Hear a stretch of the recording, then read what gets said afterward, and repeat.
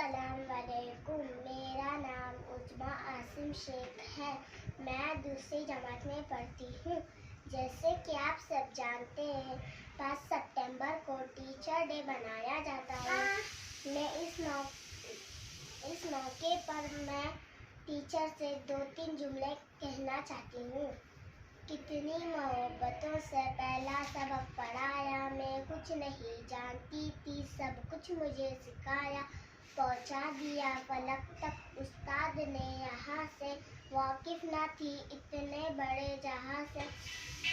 جیسے کہ ہم سب کا رشتہ ماں باپ سے ہے، اسی طرح ایک رشتہ ٹیچر سے بھی ہے۔ ٹیچر پتھر کو ہیرے میں بدلنے کی صلاحیت رکھتے ہیں۔